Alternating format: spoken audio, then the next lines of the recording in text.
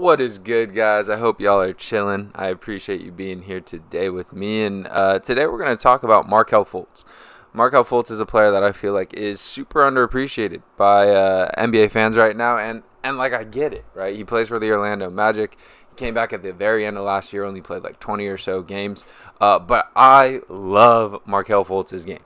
And so we're going to go through some finishing clips, some playmaking clips, some clips of his shot diet, talk about him and what makes him so effective and what we can expect for next year. And the hope is that by the end of this, you'll have a better appreciation for his game and you'll be on the lookout already for next year. But before we actually jump into those clips, I want to start with his playmaking and finishing stats from last year. As you can see here, bro, like this guy was just an absolute dimer last year. And I think my favorite one is high value assists per 75, being in the 100th percentile. High value assists are basically assists that lead to dunks, wide open 3-pointers, or free throws, or layups. Honestly, not all assists are created equal, right? Like, just because someone gets an assist from a pass to a guy who makes a tough three, it's not the same as making a pass to a guy who gets a really easy look. And Markelle is really, really good at finding his teammates and getting them the ball in situations in which they can succeed. And I love that about him. And then next we got the finishing. And I mean, as you guys can see, guy is an elite finisher. But for me, it's more so not just the fact that he is an elite finisher, but how he's an elite finisher. Because he's not an insane jumper. He's not super fast.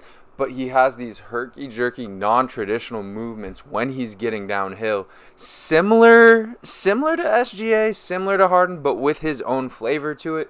And when he gets into the critical teeth of the defense, he's really good at taking these long and controlled strides in any direction to create enough space for either a clean look for himself or a clean passing angle to find someone else. And so you combine this physical ability with his basketball IQ, and you just get a really, really fun player to watch. So, again, I hope y'all enjoy, and really, without further ado, let's jump into the clips itself.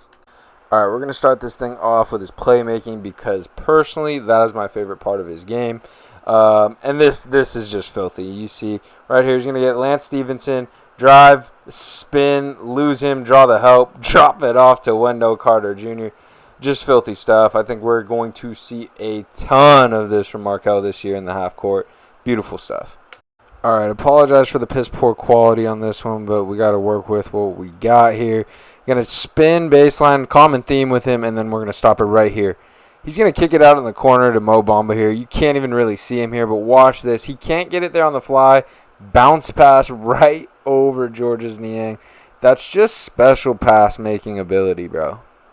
Markelle does just a really good job of getting the ball to his teammates when they're in an advantageous situation. So he's going to see two on the ball here. Denny most likely has to guard two. It's a tough pass. The Wizards actually do a good job of getting back, but Iggy does a good job finishing. I mean, Kell just has a really innate ability to sense out when there's an advantage for his teammates, and you see it here. All right, here we go again. So Ish Smith's going to top lock Terrence Ross, force him low, and then right here, this is the moment Markelle Fultz decides to make this pass. Tight window, 3 defenders, and he's actually not even looking it off, but watch this pass with the volume and the way it comes out. Not a lot of guys can put enough on that to get it there through that tight window.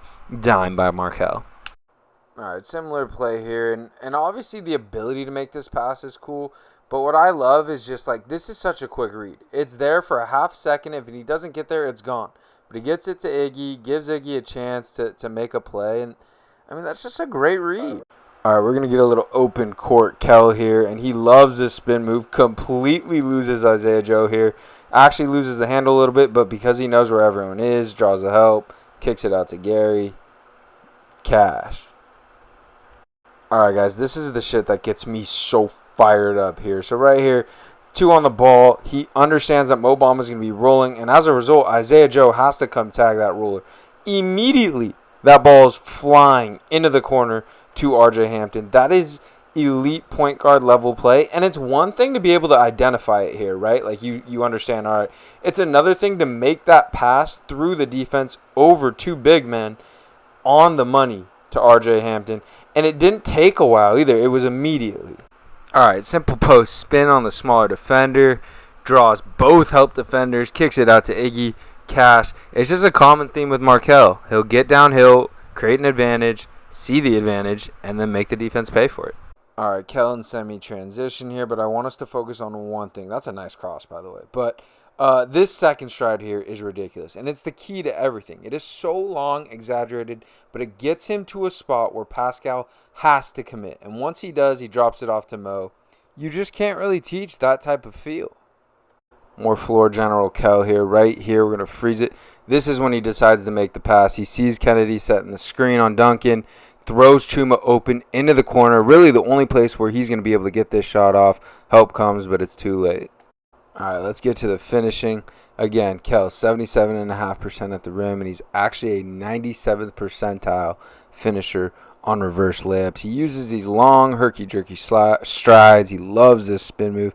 And this is just filthy. I know it's on Terry, but still, bro.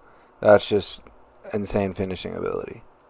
All right, I feel like this clip does a really good job of illustrating how effective his long and in-control strides are. Shot clock running down, getting downhill. PJ Washington, we're going to freeze it here. A lot of guys right here, they go up with their left. PJ knows this. You're going to see when it unfreezes, he's going to shade him there. But because he has the long, in-control strides, he's able to reverse and finish. Beautiful.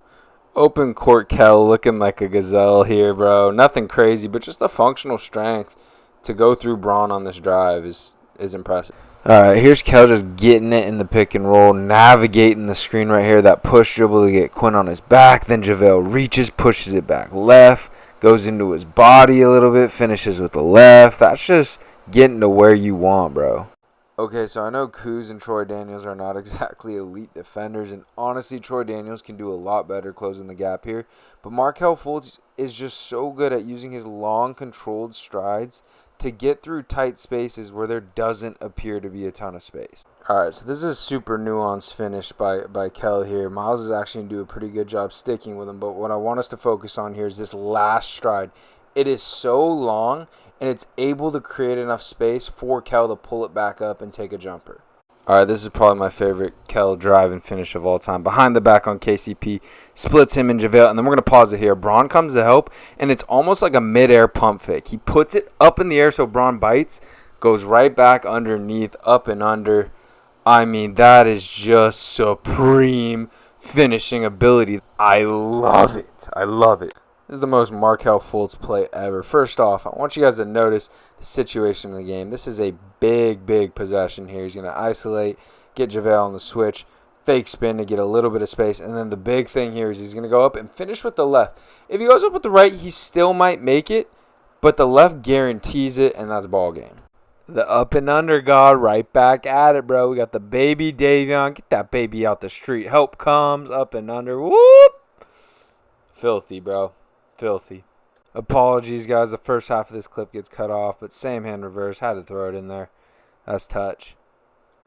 All right, so this play might not seem like much on the surface, but it's because Kel makes it look so easy. So right here, it's kind of a screen from Mo Bamba, and then right here, Scotty to his left, good defender. Pascal to his right, good defender. If he beats them, Chris Boucher waiting for him at the rim.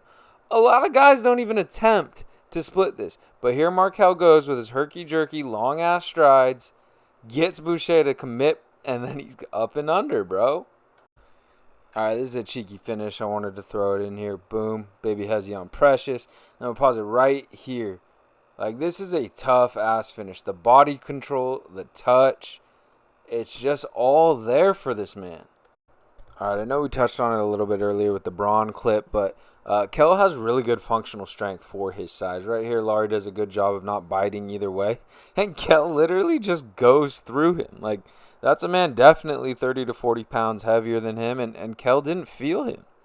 All right, so lastly, if you follow Markelle even relatively closely, you know that his weakness is the jumper.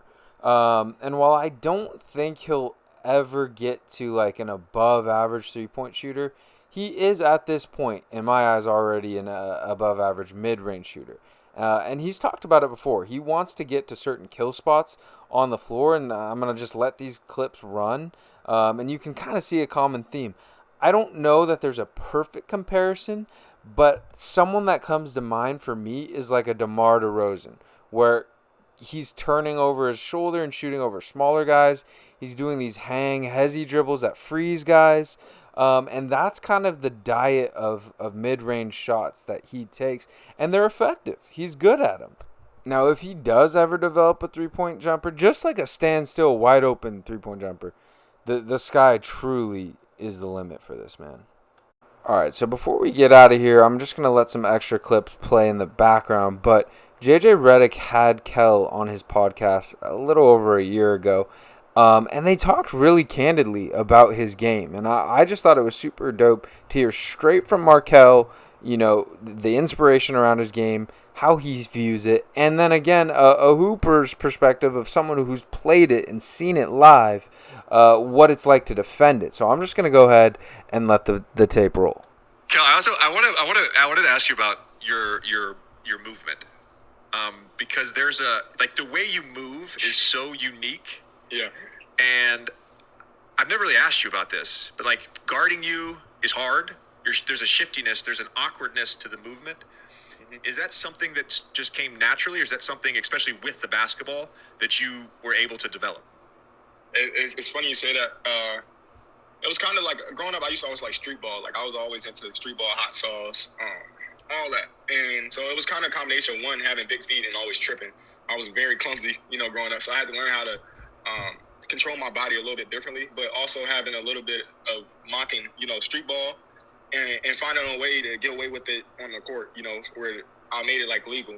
And so it's more so like a unorthodox movement. I had to do a lot of basic skill work of just, dribble moves, spins, twin legs, everything. And I kind of just put my own flair on it because I use my herky-jerkiness and just the way my body naturally is. I'm just clumsy, but I found out how to control it a little bit. I still don't have it all the way down, I'm still working on it, but it's definitely something that was kind of natural, but I also put in a little bit of work with it, just reps and reps and reps of just doing moves and trying stuff. So I remember one of your first practices back your rookie year, and at that time I'm like, oh, this motherfucker's got to knock a couple jumpers down before I guard him. And there were 2 plays in this one practice where I'm like, I'm just going to meet him in the paint. Yeah. And all of a sudden, you were just by me. Now, I'm not the best defender in the world, but the shiftiness is real. It's a real thing. Absolutely. People don't realize it until you see it in person or have to guard it, And I just give, I don't know. I just think that it's a gift from God to be able to, for me to be able to get to where I want to get to, even not having the ability to so-called shoot like people say, or, with the space I'm given on the floor. But it's something that I've definitely taken advantage of just, using my shiftiness to get to where I want to get, especially with my big body. All right, and that is going to conclude the video today. But I really do think this year is going to be a big year for Kell. I think something along the lines of, 14 to 16 points, 8 to 10 assists, a couple rebounds a game is definitely realistic for him this year. And on top of that, I'm really high on this Magic team. I think they're going to surprise some people this year. I don't know that they're going to make a deep playoff run, but play-in is definitely in the picture. They're just super talented. Wendell, Paolo Banchero, Franz, Cole, Jalen, Kell, obviously. And I think they have the coach and the culture to really get the most out of this group. So I'm super excited to watch them this year, and I hope that you came away from this video with a little bit more appreciation for Markelle. Please make sure to like and subscribe. It definitely does help, and we'll be back with another video soon.